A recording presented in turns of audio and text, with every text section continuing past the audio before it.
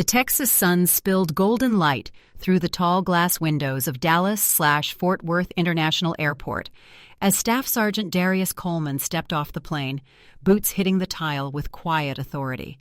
His uniform was pressed to perfection, creases sharp enough to catch the light, Bronze Star ribbon pinned just above his heart, and the name Coleman stitched in bold black letters.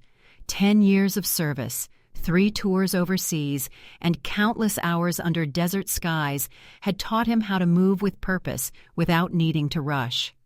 Today, though, his steps felt lighter. The thought of his mother's face when she opened the door, thinking he was still halfway around the world, was enough to make the corners of his mouth lift just slightly. He hadn't told her. Not a call, not a text. This was supposed to be a surprise homecoming. The terminal was alive with the usual chaos, rolling suitcases clicking over the tile, muffled flight announcements, the rich smell of coffee from a nearby kiosk. But woven into the noise was something else, a quiet shift in the air, subtle at first. It started with a woman near the newsstand. She clutched her handbag tighter and nudged her little boy behind her as Darius walked past. The boy peeked around her side, curiosity bright in his eyes. But the mother's gaze stayed narrow, cautious. Darius kept walking. He'd seen it before.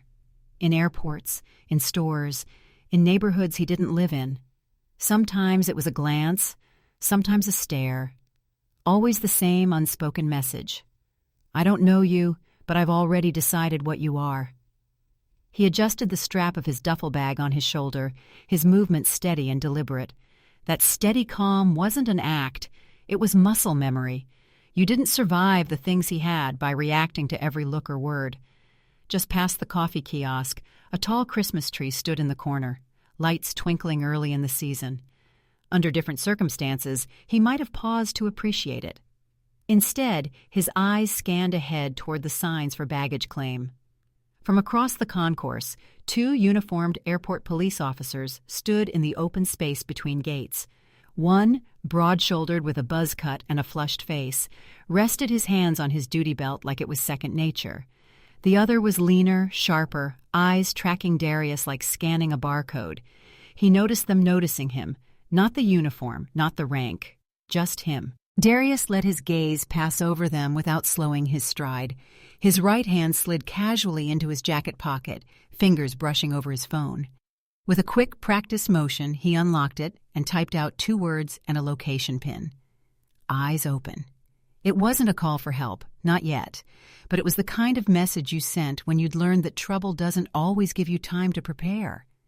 His thumb hovered over send for half a second, then pressed it. The message shot off into the invisible airwaves toward a contact he trusted. He slipped the phone back into his pocket as if nothing had happened. A family passed by, laughing, their voices echoing off the high ceiling. Somewhere behind him, a rolling suitcase toppled over with a clatter. He kept moving, breathing in slowly, letting the smell of jet fuel and fresh coffee mingle in his senses. In his mind, he was already picturing the drive home from Fort Worth. The late afternoon sun would paint the sky orange over the Trinity River. He'd stop by the small diner on East Rosedale for a slice of pecan pie, his mother's favorite, and maybe a cup of coffee to warm his hands before knocking on her door. It was a simple plan. Bags, pie, home. But plans have a way of shifting without notice.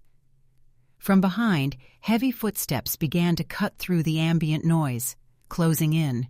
A voice called out, sharp and certain, "Hey, you!" And the hum of the terminal seemed to freeze. Officer Mark Reynolds closed the distance with heavy steps, his hand resting a little too comfortably on his duty belt. Evan Carter slid in half a step behind him, the kind of posture that said he'd done this 100 times and liked how it made people shrink. The fluorescent lights hummed overhead, giving the tile a sterile sheen that made everything feel colder than it should have in Texas. Darius didn't move. He squared his shoulders, kept his hands visible, and reminded himself of the same rule that had carried him through worse moments in places with fewer rules. Stay calm, stay clear, stay human. "Where you headed?" Reynolds asked. It wasn't small talk. "Baggage claim," Darius answered, voice even. "Just landed." "You got ID on you?" Carter said, eyes flicking over the name tape like it was written in crayon. "I do," Darius said. "Military ID, driver's license. You can call to verify." He moved slowly, measured, no surprises, toward the pocket on his chest. Reynolds's hand pressed down a little firmer on the belt, thumb brushing the snap on his holster out of habit. Darius stopped the motion an inch short and lifted both palms a hair higher, letting them see the restraint. A couple walking by slowed. A suitcase wheel squeaked somewhere to the left. The whole terminal seemed to lean toward the conversation. "That's a nice uniform," Reynolds said, his mouth bending into something that wasn't quite a smile. "Too nice." Darius didn't take the bait. "It's standard issue, Sergeant Dress Blues." "We got a report," Carter cut in, voice clinical as a checklist. "Black male impersonating military in the terminal." His gaze stayed flat. "You match." Darius blinked once. "That's the description? Black male in uniform?" "Let's not get cute," Reynolds said. "Show me your bag." "You want to search my bag? You need cause," Darius replied, calm as if he was explaining a flight delay. "Or a warrant. Or you can verify me in about 2 minutes." Carter's jaw flexed. He didn't reach for a radio. He didn't take the ID. Reynolds took a half step closer, so the space between them was no longer public. It was owned. "What were you texting back there?" Reynolds asked. "Letting someone know I landed," Darius said, "like most folks do." "Who?" Reynolds pressed. "My business," Darius answered, still level. "Sir." A beat of silence stretched. The word "sir" landed with a thud, not deferential, not insolent, just factual. The way soldiers said it when they were following protocol, not people. Around them, normal airport life tried to carry on, but the soundscape shifted. A stroller wheel clicked. A coffee order was called and not picked up. A kid near the vending machines stopped pushing buttons and watched with big, open eyes. The tension wasn't loud, but it had weight, like the air had more gravity in this patch of floor. "That's far enough," Reynolds said as Darius adjusted the strap on his duffel. "Set the bag down." "It's not a weapon," Darius said. "It's socks and a ceremony uniform cover." "Set it down," Reynolds repeated, the words flattening into command. Darius placed the duffel at his feet, then put his hands back where everyone could see them. "You want to confirm who I am? Call Fort Hood," he said. "Give them my name. They'll tell you what you need to know before your coffee cools." Carter's lips twitched. "We don't take orders from you." "That's good," Darius said, "because I didn't give any." Across the aisle from a magazine rack, a woman in a denim jacket lifted her phone and started recording. She didn't shout. She didn't step closer. She just pressed her thumb to the red circle on the screen and held the frame steady. Sharon Whitfield had the patient eyes of a teacher who had watched 100 small storms roll across a classroom and knew when silence told the truth better than noise. "They're stopping a soldier at DFW," she said softly to her camera, "in full dress uniform." She didn't add adjectives, didn't label anyone. She just let the lens catch the details that mattered. Creases sharp, name tape clear, demeanor steady. She caught the way Reynolds stood, just a bit too close, and how Carter's eyes moved not like curiosity, but like inventory. "Sir," Carter said, "we're going to check that bag." "On what grounds?" Darius asked, turning slightly so both men stayed in his sightline. "Suspicious behavior," Reynolds said.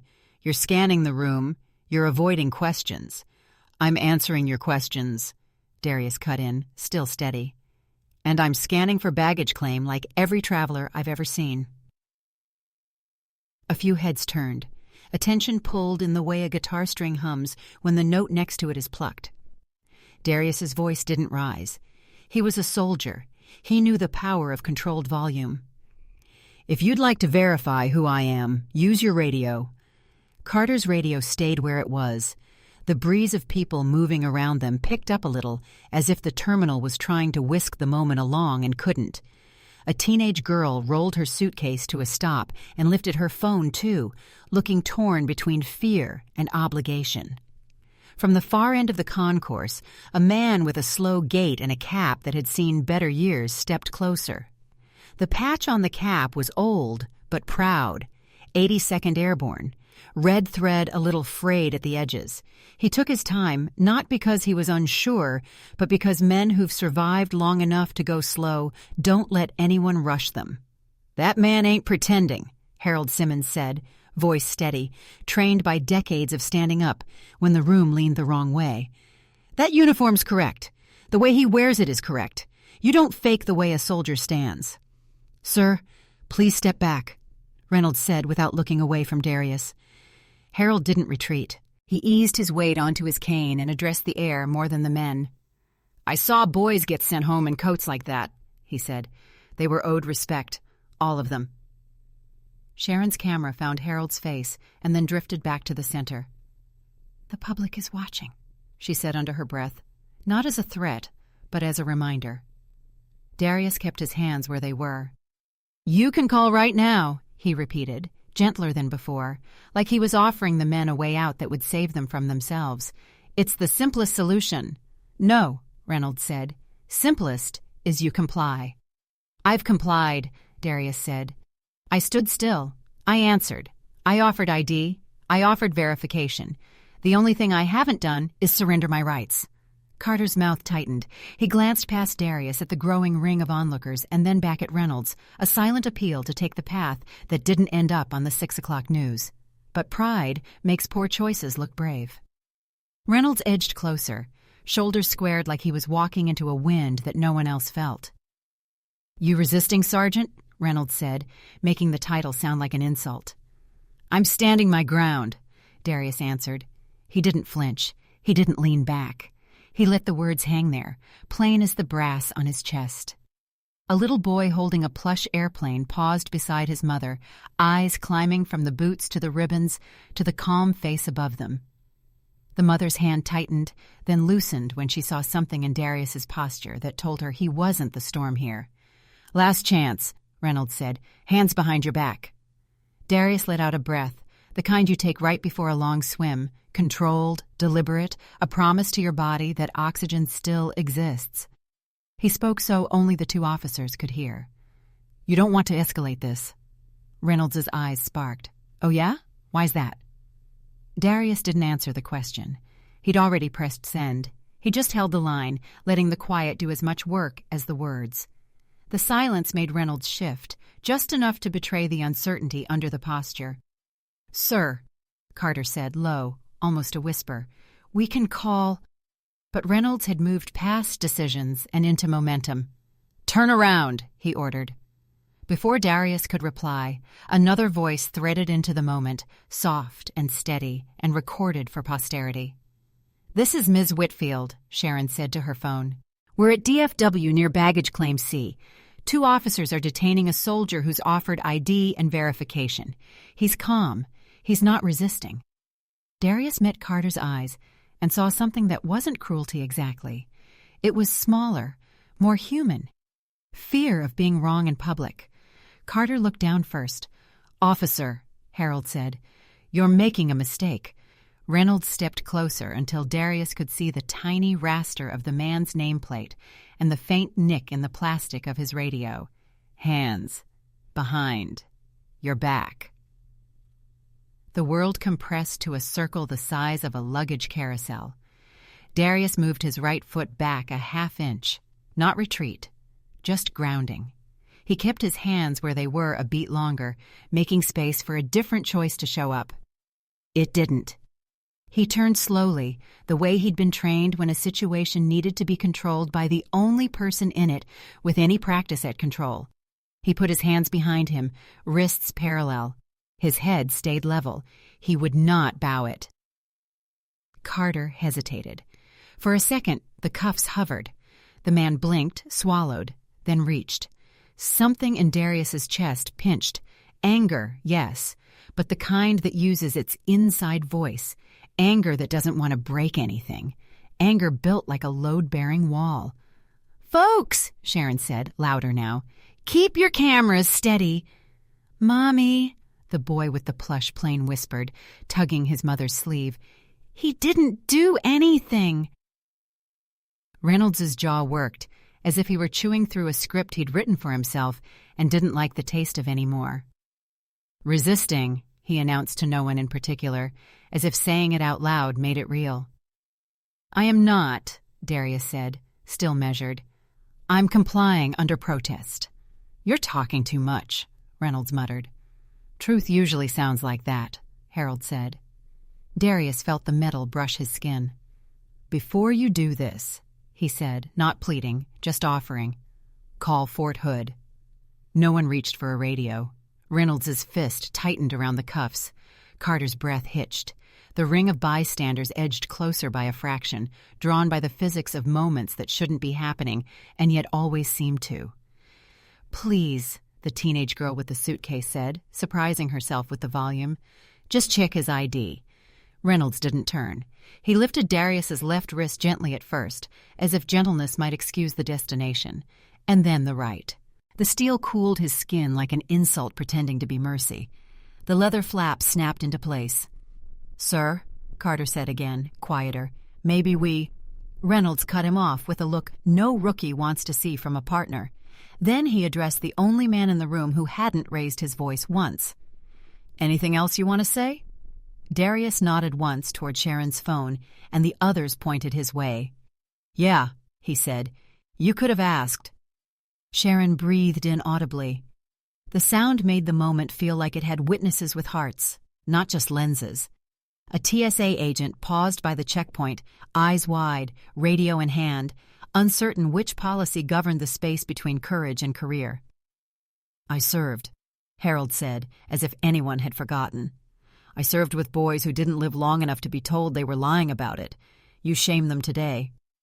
Reynolds turned a degree, just enough to throw a glare. "Back off, sir." "Respectfully, no," Harold said. "Respect is the whole point." Darius shifted his weight so the cuffs didn't bite. He didn't pull. He didn't twist. He didn't give the moment anything it could use to dress itself up as justified. "Officers," he said, "I'm asking one last time, confirm my identity." "Enough," Reynolds said. Carter's gaze flicked to Darius's chest, bronze star ribbon catching a stubborn bit of light that refused to dim. Something moved in Carter's face, the way a cloud reveals a sliver of sun and then slides back again. He exhaled through his nose, looked at the floor, and clicked his pen without writing anything. A woman with a stroller cleared her throat. "My dad wore that uniform," she said to no one and everyone. "We thanked him at church every Veterans Day. I don't understand what I'm seeing." "You're seeing control," Reynolds said. "That's all." "No," Sharon said, the firmness of a teacher stepping into a hallway fight. "We're seeing judgment." The terminal's PA chimed. Somewhere, a gate change was announced and ignored. Darius stared at a spot on the wall, one of those tiny scuffs 1,000 bags had left like a tally mark. He thought about the pecan pie on East Rosedale and the way his mother always warmed slices in the oven instead of the microwave because good things take the heat better. He didn't think about shame. That emotion wasn't his to carry. Not today. "Sir," Carter said a third time, a plea that didn't care who heard it. "We should verify." Reynolds' grip tightened hard enough that the tendons in his hand stood like little ropes. "We will," he said, "at the station." Sharon adjusted her frame to catch Darius's face, then Reynolds' hand on the cuffs, then Harold's lined features set in a mixture of sadness and steel. "This is Ms. Whitfield," she narrates softly, "and this is how a person keeps their dignity when the room tries to take it." A boy's sneaker squeaked. The teenage girl's phone shook slightly as her hands trembled, then steadied. The TSA agent took a single step forward, then stopped, swallowed, and lifted her own phone to her ear, lips moving into the radio with words that didn't interrupt but promised someone was listening. Carter shifted his stance. "Sir," he said to Reynolds, "eyes on the crowd. Reynolds didn't turn. "Let 'em watch," he said. Darius closed his eyes for one heartbeat and pictured a porch light in Fort Worth that never went off until everyone was home. He opened them again and set his jaw, not hard, just sure. He stood tall because he'd earned the right to. He kept still because he'd learned the power of it.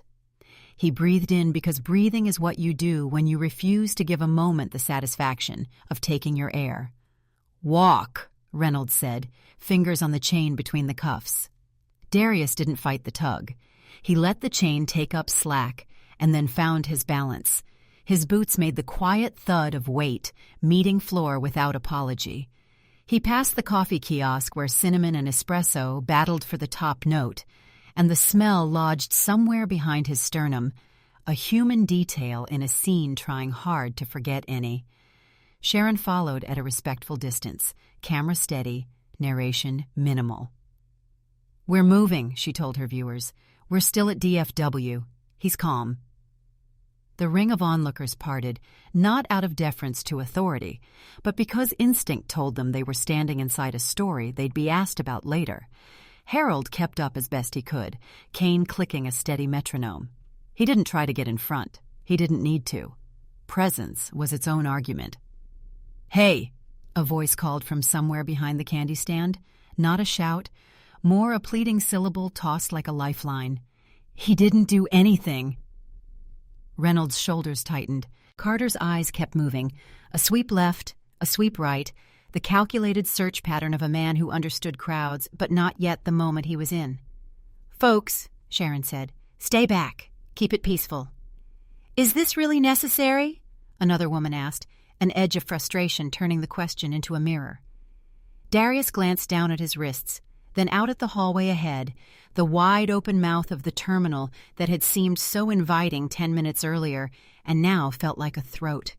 He thought, in order, about his mother's hands around a mug, how his father used to hum hymns under his breath when he was fixing things, and the way the flag near Gate C always moved the same way no matter who walked past it. "Officer," Carter said, last try, voice low.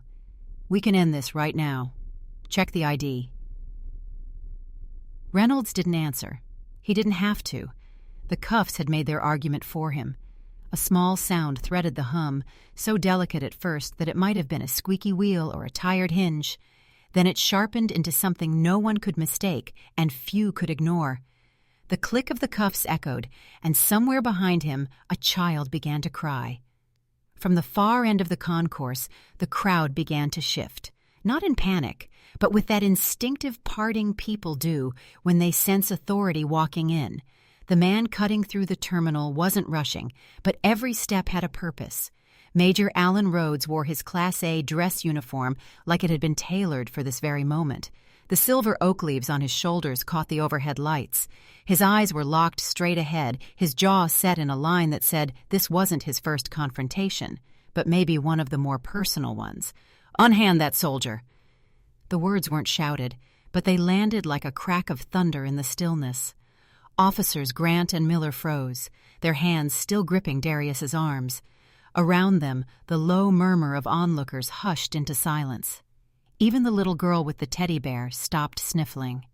Rhodes closed the last few yards, his gaze steady on the two officers. "Name and badge number," he said, voice flat but unyielding. Grant swallowed hard. "Officer Grant, badge 4921. Miller, 5057. "Good," Rhodes said, not looking away. "Now you're going to step back, remove those cuffs, and give this man the respect his rank and service have already earned." Grant hesitated, glancing at Miller, like maybe they still had a choice. But Rhodes stepped forward, closing the space, his voice dropping lower. "That's an order." The click of the cuffs unlocking was almost louder than the gasp that followed. Darius rubbed his wrists once, slowly, deliberately, then straightened his uniform. His face didn't change, but there was a shift in his stance, a small reclaiming of space that hadn't been there a moment ago. Rhodes turned to him. "Staff Sergeant Coleman." "Sir," Darius answered, steady. "You all right?" "Yes, sir." Rhodes nodded once, then turned back to the officers. You had a military identification check at your disposal. You had radio contact with Fort Cavazos, 20 minutes from here. Instead, you chose to escalate in a public space with zero probable cause. Miller started to speak, but Rhodes held up a hand. Not another word. This is going to jag, and you'll both be on administrative leave before the hour's out. Somewhere in the crowd, a phone chimed with a live stream notification. People leaned closer, holding their screens high. You assumed criminal before you considered soldier, Rhodes continued, voice rising just enough to carry. You didn't see the bronze star on his chest, the combat patch on his sleeve, or the 10 years he's given to this country. You saw his skin and made your decision. Grant's face was pale now, the defiance gone. Miller stared at the floor. Rhodes looked back at Darius. You did the right thing calling in. Yes, sir. Rhodes put a hand lightly on his shoulder. Let's get you out of here. They walked together toward the TSA checkpoint, the crowd instinctively parting. Phones followed them, voices whispering. Somewhere, a man muttered, "That's justice walking right there." Behind them, the two officers stood in the middle of the terminal, stripped not of their uniforms, but of the quiet authority they'd thought was unshakable. And for the first time all day, Darius felt the air shift, not with suspicion, but with something else, something closer to respect. The security office at Dallas Fort Worth wasn't much to look at. White walls, flickering fluorescent lights, and the faint smell of burnt coffee that seemed permanent. But the air inside was heavier than anything outside in the terminal. Major Rhodes stood near the doorway, arms folded, his presence filling the small room. At the far end, Officers Grant and Miller sat side by side, their uniforms neat but their faces tense. In the middle sat Darius, still in full dress blues, posture straight, expression unreadable. On the wall, a large monitor displayed a frozen frame from a live stream. Darius in cuffs, the little girl with the teddy bear looking up at him, her eyes wide. The caption beneath read, "This is America, 2025. Rhodes let the silence stretch. It wasn't awkward, it was intentional. The kind of pause that makes people hear their own breathing. "You see that?" Rhodes finally said, nodding toward the screen. "That's not a misunderstanding. That's a headline." Grant cleared his throat.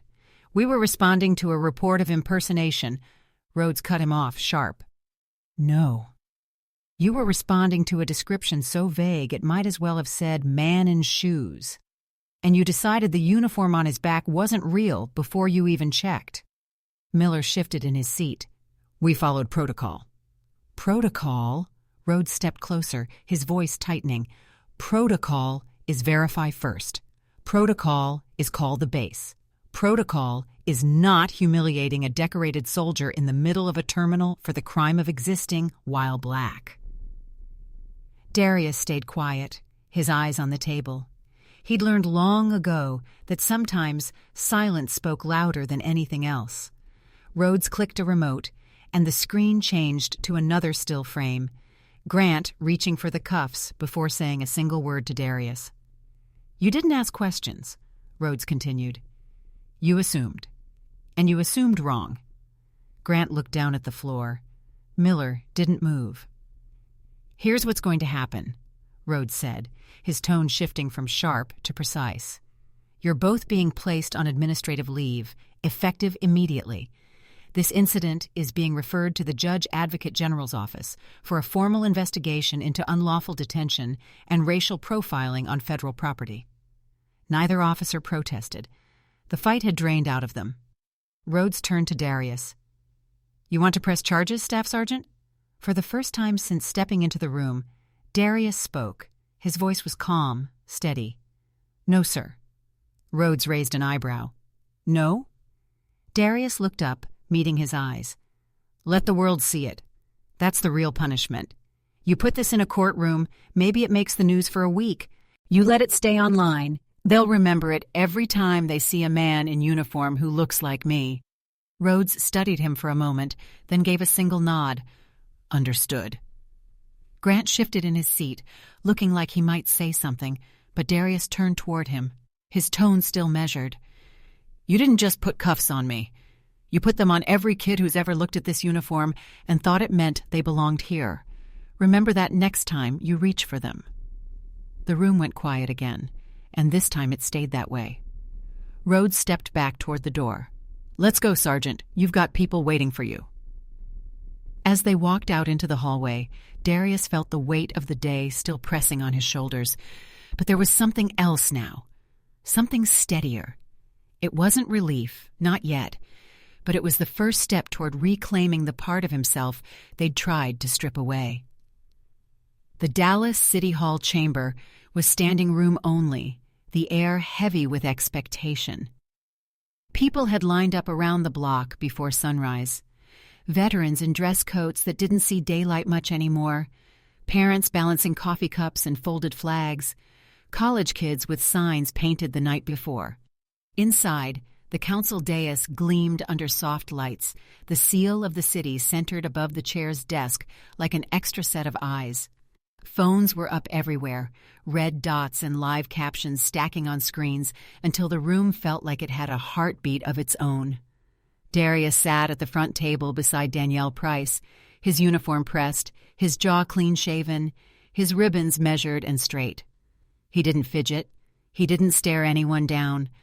He sat the way he always had in rooms where his presence said more than his voice, upright, composed, letting the fabric on his shoulders carry the part of his story that words often failed. Across the aisle, Officers Mark Reynolds and Evan Carter took their seats with their department rep. Their uniforms were crisp, too, but their faces had the washed-out look of men who hadn't slept well and weren't sure if today would change that. The department rep whispered to them, and Reynolds nodded mechanically, eyes drifting to the exit and then back again as if hoping the door could become a time machine. Behind Darius, in the second row, Sharon Whitfield held her phone in both hands and kept her elbows close, the practiced stance of someone who understood that documentation is a form of stewardship. Next to her, Harold Simmons sat straight-backed, despite the cane leaning against his knee, his cap in his lap, the red thread of the airborne patch neatly stitched by fingers that knew patience. When the chair called the session to order, Harold adjusted his hearing aid and gave the room his full attention.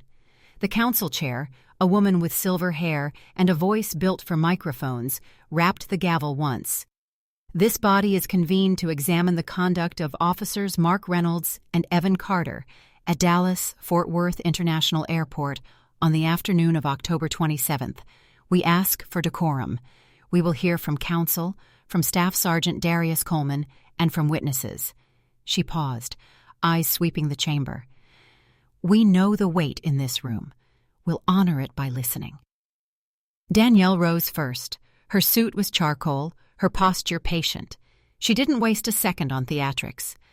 "Madam Chair, council members," she began, her voice even, "what happened at DFW wasn't a question of procedure. It was a question of assumption."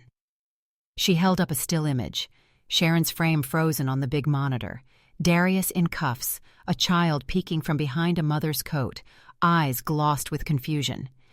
This is not an arrest made after verification. This is an arrest made instead of verification. In a terminal filled with cameras, radios, and protocol, 2 officers saw a black man in a perfect uniform and decided the fabric lied. Murmurs rippled and faded. Danielle didn't ride them. She set the photo down, clicked a small remote, and brought up a second image, a cropped shot of Darius's chest. Name tape, Bronze Star ribbon, combat patch, each detail crisp under the terminal lights. "This wasn't costume jewelry," she said. "It was earned, and it was ignored." The department rep cleared his throat. "We don't dispute that Sergeant Coleman serves. The officers were acting on a report." "Describe the report," Danielle said, turning smoothly, not sharp so much as precise. The rep glanced at his notes. Caller stated, "Black male in military dress, possibly impersonating.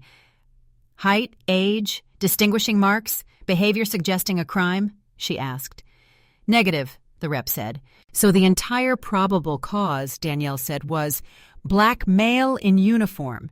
She looked back to the dais. "That is not probable, and it is not cause." The chair nodded. The room exhaled. a collective shift forward in the seats, as if bodies had been holding their breath, waiting for permission to believe what they'd seen. "Staff Sergeant Coleman," the chair said, "you may speak." Darius stood. He didn't bring notes. He rested his fingertips lightly on the table for a moment, then let his hands fall to his sides. "I've worn this uniform overseas," he said, voice steady. "In towns where folks couldn't pronounce my name but recognized the patch on my shoulder. I came home and wore it in an airport 30 miles from where I grew up, and suddenly it didn't mean a thing." He let the sentence sit. It didn't need help. "I offered my ID," he continued. "I offered to call Fort Cavazos, used to be Fort Hood, right then and there.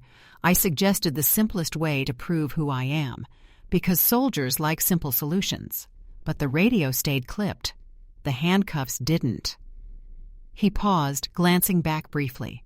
Sharon's phone caught the profile of his face, the light along his jawline, the collar standing crisp against his neck. "I don't want an apology that costs nothing," he said. "I want a standard that costs something. I want the next person who looks like me and wears this cloth to be believed long enough to be checked. Not because they're perfect, no one is, but because we've agreed as a country that a uniform means we pause before we judge. And if you can't do that, admit it. Don't hide behind words like procedure and report, like they're armor." He didn't raise his voice. He didn't have to. The chamber was very quiet. The chair nodded again, a small human gesture that said she was listening not as an official, but as a person. "Thank you, Sergeant." The department rep stood and tried to rebuild the sandcastle the tide had already found. "The officers acted in good faith," he said. "There was a report." "Counsel," the chair said gently. "Good faith is a floor, not a ceiling." Reynolds shifted, his knee bouncing once and stopping as if he'd caught himself mid-confession. Beside him, Carter stared at a tiny flaw in the wood of the table, as if something truthful might be hiding in the grain. Danielle called Harold next. He rose with care, took the oath, and gripped the edges of the witness podium like a man holding a rail on a ship in rough water. "Name's Harold Simmons," he said. "Vietnam. 71. 82nd Airborne." He nodded toward Darius. "Saw this soldier from 20 steps out and knew what I was looking at. Not because I'm special, because time teaches you a stance. You learn what right looks like, and you don't call it wrong because you're scared to look twice."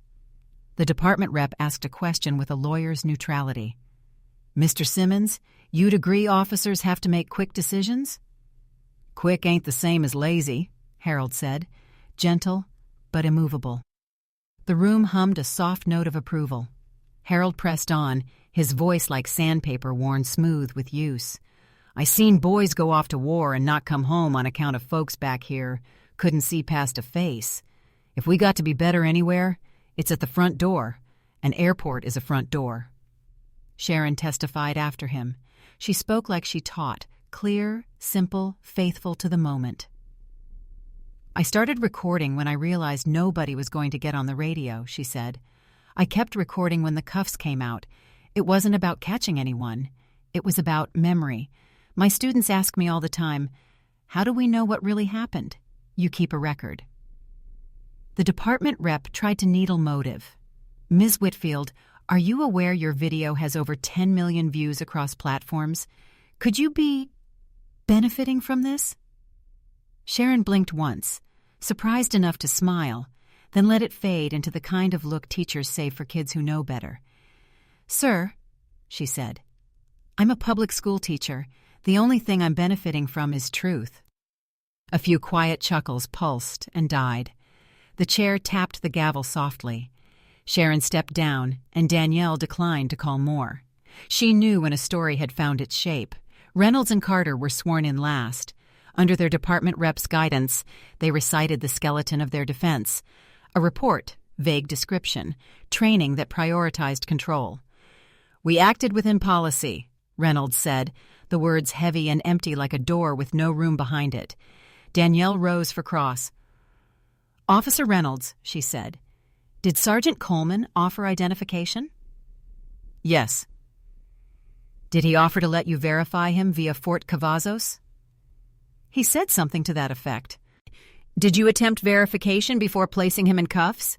No, he said, and the syllable clattered against the microphones like a dropped coin. Officer Carter, Danielle turned. Did you at any point suggest verification? Carter's throat worked. I thought about it. Sir, Danielle said, gentler than she needed to be. Did you say it out loud? No. Why not? Carter glanced at Reynolds, then at the panel. I didn't want to undercut my partner in front of a crowd. Understood, Danielle said. Thank you for your honesty. She faced the dais. And that, members of the council, is the difference between policy and culture. Policy might say verify. Culture says, back your partner even when he's wrong. When culture runs policy, people like Sergeant Coleman pay the tax. There wasn't much else to say. The chair called a short recess, then the panel withdrew for deliberation. In the room, time stretched thin. Conversations went hushed, like people were trying to talk without disturbing something fragile hovering between them. A child in the back row fell asleep on a grandmother's shoulder, mouth open the way little kids' mouths do when naps take them by surprise.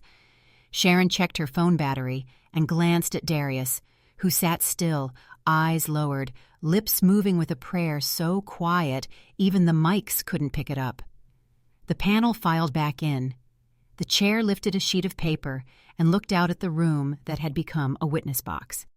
This panel finds, she said, that Officers Reynolds and Carter failed to follow verification protocol, escalated without probable cause, and detained Staff Sergeant Darius Coleman unlawfully.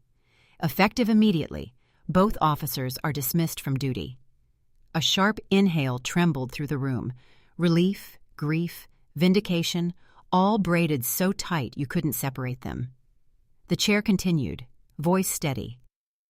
We also refer this matter to the Department of Justice, Civil Rights Division, for investigation into potential violations of federal law. No cheers. Not really. The sound that rose wasn't victory, it was weight setting down. People stood, not to applaud, but because standing is what you do when something solemn passes by. Danielle exhaled slowly, shoulders dropping a fraction. Darius didn't smile. He lifted his chin a hair, the kind of acknowledgement soldiers give to a moment that belongs to more people than themselves. The department rep gathered papers with the carefulness of someone who wanted to make no more noise. Reynolds stared at the table. Carter wiped a palm against his pant leg like he needed to find friction again. The chair looked to Darius. Sergeant, she said, thank you for your service and for your patience. Ma'am, he said simply. The chamber emptied the way theaters do after the credits roll, slow, thoughtful, traffic bottlenecking at the doors as people tried to carry more out than they'd brought in. Outside, late afternoon light leaned long across the plaza. The fountain was on, and the water noise felt like kindness after so much microphone air. Reporters drifted like birds toward a crumb of bread, calling questions politely at first, then less so. Danielle fielded them with a practiced hand. We're grateful for the panel's clarity, she said. Sergeant Coleman will not be commenting today. We ask for respect. The protective bubble worked for about 10 steps. Then it thinned. A camera operator jogged on the balls of his feet to get in front. A boom mic dipped like a curious branch. Sergeant Coleman, was justice served? A voice called. Sergeant, do you forgive them? Sergeant, what do you want to say to kids watching? Darius lifted a palm. Calm, open. Thanks, but not now. Danielle angled her body and kept them moving. From the side, Sharon emerged from the crowd and gave Darius a small, private nod that said, We kept the record. He nodded back. They made it to the bottom of the steps where the sidewalk widened into a square. That's where he felt a hand, warm, steady, close, lightly around his own. It wasn't a grab. It was a bridge. Darius turned. An elderly veteran stood there in a marine dress coat that had been brushed and pressed within an inch of its life. The man's eyes were wet but not weak. His cane leaned against his knee, momentarily unemployed. He didn't introduce himself. He didn't perform gratitude. He squeezed once, as if to pass along something that couldn't be said between strangers, with too many onlookers. Then he spoke, voice rasped at the edges, but strong in the middle. "Son, you changed something today." The airport looked different this time. Not because anything had changed, the same polished tile floors, the same carousel belts turning with their patient hum, but because Darius walked through them without the weight of suspicion trailing him. The late afternoon light streamed through the high windows, spilling warm gold across the concourse like it had been saving itself for this day. He didn't have luggage, didn't need it. Today wasn't about coming or going. It was about reclaiming space. As he passed the coffee kiosk, the barista looked up, recognition flickering in her eyes. "Hey, Sergeant," she said softly, like the words were more about acknowledgement than volume. He tipped his head once in return, the small courtesy of someone who understood that gratitude sometimes comes best unwrapped. The concourse was busy, but calm. Families clustered by the seating areas, their voices a low music under the announcements. Somewhere a child laughed, full, unguarded, cutting through the hum like a bright ribbon. Near gate C-17 he spotted the boy. Maybe 11, maybe 12, dressed in jeans and a hoodie 2 sizes too big. The kid's backpack sagged heavy on his shoulders, but his eyes were locked on Darius's uniform with the kind of attention usually reserved for things you want to remember. Darius slowed as he passed. "You flying somewhere?" he asked. The boy nodded. "Going to see my grandma. She lives in El Paso." He hesitated, then blurted, "You a real soldier?" The question wasn't suspicious. It was curious, hopeful. Darius smiled just enough for the lines at the corners of his eyes to show. "Yeah," he said, "real enough." The boy's gaze dropped to the bronze star on his chest. "That mean you're like a hero?" Darius shook his head gently. "It means I did my job when my job was hard. That's all." The boy considered that, then shifted his weight like he was deciding whether to share a secret. "I want to be like that someday." Darius bent slightly so their eyes were level. "Then start now. Being like this isn't about the uniform. It's about telling the truth, standing up for folks, even when nobody's looking." The boy nodded, his expression somewhere between serious and inspired. A gate agent called boarding for his flight, and he gave Darius a small wave before disappearing into the line. Darius straightened, watching him go.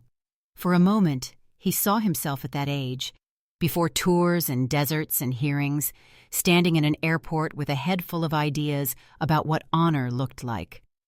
He kept walking toward the exit. The doors slid open, letting in a breath of cool air that carried the smell of jet fuel and autumn leaves from the parking lot trees. Outside, the sky was streaked with the soft pastels that happen just before sunset, when day hasn't quite let go and night hasn't fully arrived. A rideshare driver pulled up, and Darius slid into the back seat. As they pulled away, the terminal shrank in the rear window, its glass catching the last light. He thought of the panel's decision, of Reynolds and Carter, of Sharon's steady phone, of Harold's weathered hands gripping the witness podium. He thought of how justice, when it comes, isn't always loud, but it can be lasting. Downtown lights flickered on as they crossed the Trinity River. Somewhere inside him, the tension that had lived in his shoulders since that day began to ease, replaced by something quieter, but stronger. It wasn't victory exactly.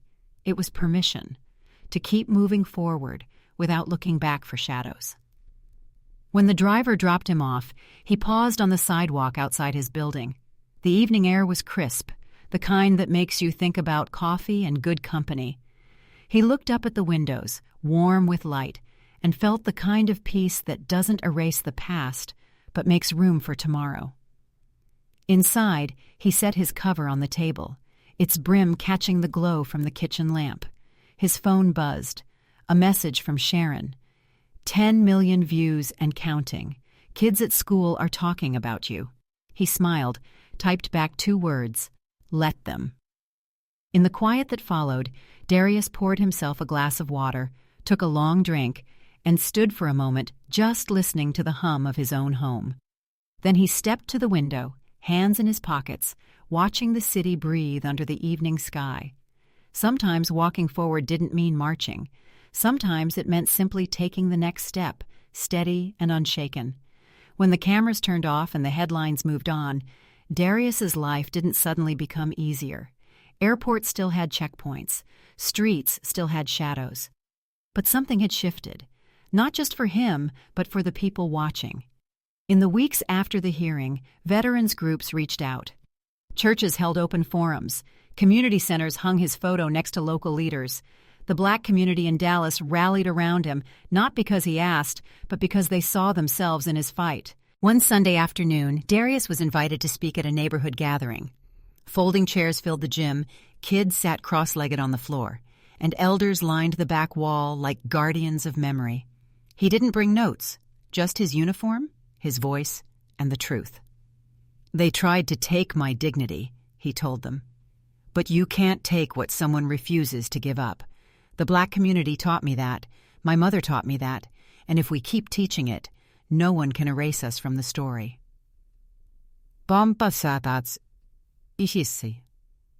Afterward, people came forward, one by one. Some shook his hand, some hugged him, some just said thank you. A retired teacher pressed a small envelope into his palm. It held a photo of her late husband in Vietnam. "He would have wanted you to have this," she said. On the walk home, Darius thought about how battles weren't always fought with rifles and sandbags. Sometimes they were fought with steady words, open eyes, and the stubborn refusal to be invisible. The Black community had been fighting like that for generations. Now, he was part of that legacy in a way he hadn't expected. We can't all wear a uniform, but we can all stand guard for fairness, for truth, for each other. When we see injustice, we speak. When we hear lies, we answer with fact. And when someone tries to shrink another person's worth, we step forward, even if our voice shakes.